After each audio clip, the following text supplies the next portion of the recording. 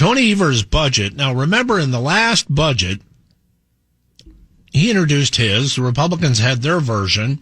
They passed the version they wanted, which he screamed about for weeks and months, and then he proceeded to sign it.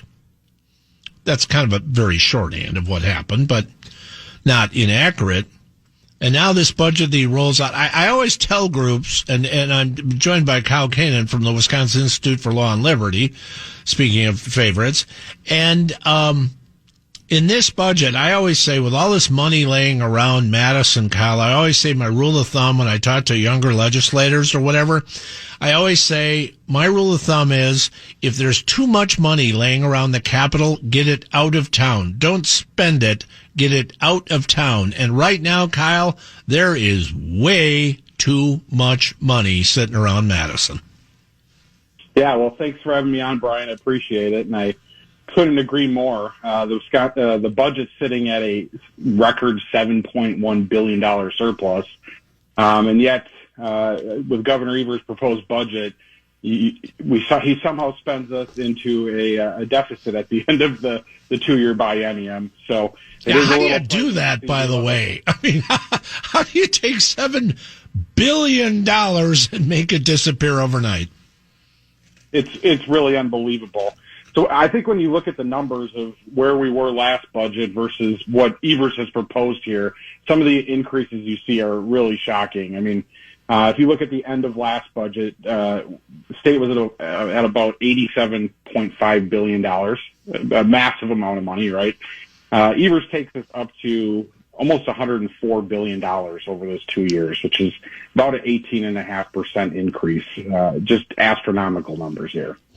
That's GPR spending, which, not to lose people in lingo, but means general purpose revenue spending increases by almost 23%. That's staggering in one budget. That's right. That's right. And if you see where some of that GPR spending, so for context, GPR spending is the income taxes and the sales taxes that the state takes in. That's kind of the state's portion of the big pot of the state budget here. And if you see some of the spending that Evers does here, you see agencies increasing their GPR spending by, 3,000% or 1,000%. The Department of Tourism's budget increases 1,000% in this budget. It's just mind-blowing. Now, when I worked for Governor Thompson or Governor McCallum or Scott Walker, and I was an agency head or a division head, we'd all go through an exercise. They'd make us go through an exercise of cutting our budget back by 5, 6, 7% to try to say, look, if you had less money, which you may end up with less money if the economy goes where, if you had less money, how would you run your shop? What would you do cheaper? What would you not do at all? All of those things. It's almost like Evers sent out budget instructions, which is what they're called, to the agencies saying, let's just say we had an extra $7 billion laying around. Think up every you-know-what way to spend it. I mean, it's ridiculous. Yeah, I think what's actually really interesting is, back in September, the agencies submit their budget requests, and they actually came in about $5.2 billion less than what the governor proposed. So the governor gave them way more than they were asking for. It's just mind blowing, this massive growth of government we have here. And I think a lot of it really comes down to the massive amounts of federal spending that have been kind of handed down to the state, right? I mean, right. I think the state got almost close to $6 billion. There was an audit that came out at the end of last year that showed that the state still hasn't spent almost $2 billion of that money. So there's so much money floating around that they don't know what to do with it. And I think what they're really missing here is an opportunity for transformational tax reform and some other big reforms out there. Kyle Koenen is my guest. What's your actual title over at Will? I'm the policy director. Okay, so he's one of the resident geniuses over at the Wisconsin Institute for Law and Liberty. And then they have a few of them over there, a lot of them. And so if for the average person who's like, God, hundreds of millions and billions and everything else, it's easy to get lost in it. And this process will go, as you know, for months. The budget needs to be passed, in theory, by the end of June or July 1st. If you were to say to someone, Kyle Koenen, if you were to say to, Joe Lunchbucket or Susie Beerframe, here are the 2 or 3 or 4 things that you should absolutely not forget, absolutely understand, absolutely keep in mind as we go through these next couple of months on this budget, what would those be? I think I would point out the 2 biggest opportunities I think we have in Wisconsin here. When you have a $7.1 billion surplus, it is really an opportunity to make some big changes. And I think the first thing we can do is really get into a best in the Midwest flat tax system. I know Senator Lemieux and others have floated a proposal out there that would lower Wisconsin's tax rate down to 3.25%. That would put us right in line with Indiana and the Midwest and make us one of the top states in the country.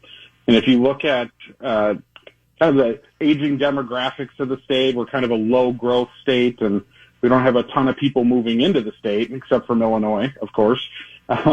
We really need to take the opportunity to make big reforms that's going to make the state more attractive to live, work, and play.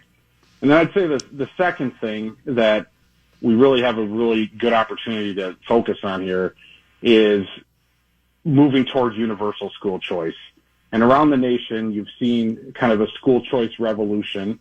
I think over the last couple months here, 11 states have introduced substantial school choice bills that either introduce universal school choice or expand their school choice programs beyond what they have. So.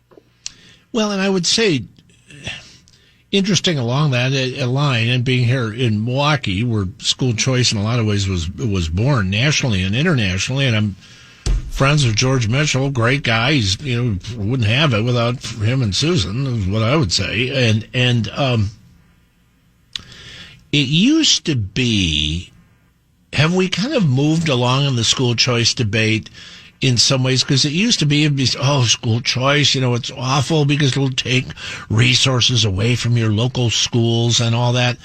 We should be past that part in the debate now, not only in here in Wisconsin, but nationally, because it's not, now the numbers are in. School choice works. And so we should be at the next step here, shouldn't we? Yeah, I think so. I think the common conception of the choice program in Wisconsin is, we were the pioneers.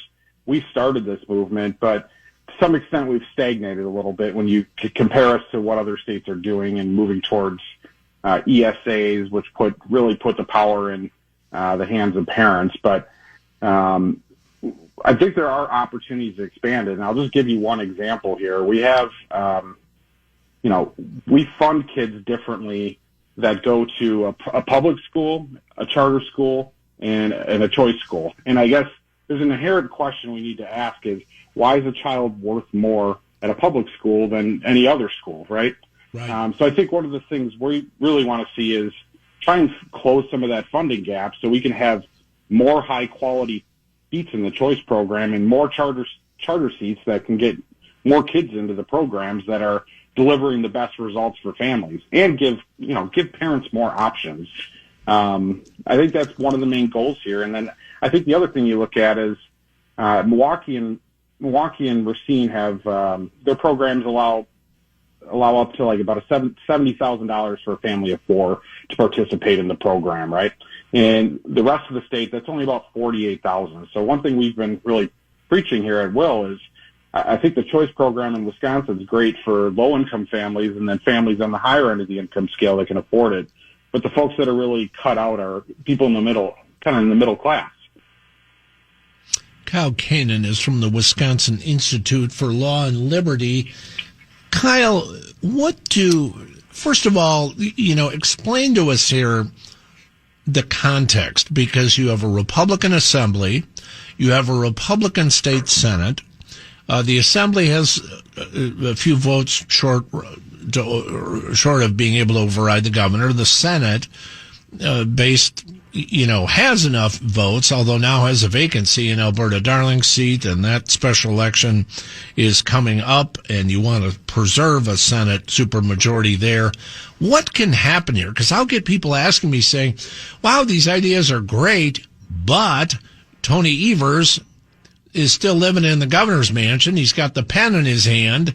And what can happen here? I mean, what can the everyday folks who are listening to us right now, tens of thousands of them all over the state, if you were to ask them to do something to help drive these issues on the overspending, on the school choice debate, on all those things, what can people do? Because I get that a lot. They're like, okay, you guys talk about it. What are we supposed to do? Right. I think on the overspending part, I think people should rest assured to an extent that the legislature isn't going to allow these levels of spending to happen. And I think the leaders in both houses have signaled that already. But we don't want to rest on our laurels and just hope that all these other potential reforms could happen here, right? So it really comes down to contacting your lawmakers and letting them know that you want to see Wisconsin move forward in a positive direction. And it also means contacting the governor. If you're not happy with his budget proposal that he came out with, you can contact his office directly and really let him know that. And I think there's an opportunity here to really get a lot done. And I think the context that we have with, kind of a split, the legislature being split in different parties from the governor, it probably does present an opportunity for some gridlock, but that's not always necessarily a bad thing when we're trying to control our spending and really look towards lowering our tax burden here. I mean, I think the last budget was a good example of that. We got a pretty sizable tax cut in our last budget, even with Evers in the office and not engaging in the process at all. Kyle Koenen, on the front end of the school choice debate, which I was around for, even in my obvious youth and good looks, I was around for that. And for them, at that time, for folks outside of the city of Milwaukee or outside of the Milwaukee metro, let's say that school choice, and I'm just going to be blunt about it here, school choice was kind of a boutique issue. They saw it as a Milwaukee issue. They saw it as an issue in minority communities or others who had terrible schools, or in other parts of Milwaukee where you had bad schools. What's different now than was accepted then? How is school choice different right now, not only for the people who are listening to your and my voices here in Milwaukee, but in Appleton or Wausau or La Crosse, or what's different?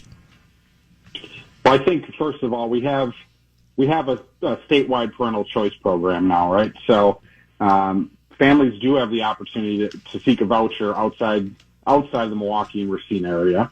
And I think we've seen a lot of growth in that program, too, over the years, especially after COVID. I mean, after COVID, you saw a huge decrease in enrollment in traditional public schools, and a lot of people shifted to doing homeschooling or going to a choice school. And I think that's a big thing that's different now. But I think the other thing that COVID did was kind of awaken a parental revolution here, right? I think a lot of people got to look inside the classroom while their kids were being educated at home and didn't like what they saw. And school choice gave them an opportunity to really move their kids out of schools that they weren't happy with. And I think that's the dynamic that's really different now. And I think when you look around the country with all these all this movement on school choice, it's because parents are clamoring for it right now. Right. And I think that didn't maybe exist to the extent it does now. So we have an opportunity here. I mean, now we've got, how many years? We have a lot of experience with school choice. It just seems to me, I always say it's dangerous when there's too much money laying around Madison, especially when there's a Democrat in the governor's office. But it's dangerous when there's too much money in Madison.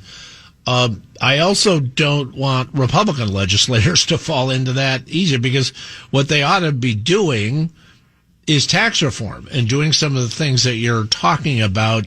Are you concerned that maybe there's more blank check writers than we ought to have here? That's always a concern, right? I think there's a bipartisan issue here of growing government, right? I was actually looked back as part of this budget paper that we put out earlier this week, and since Walker's first budget, the state's budget's grown about 83%, right?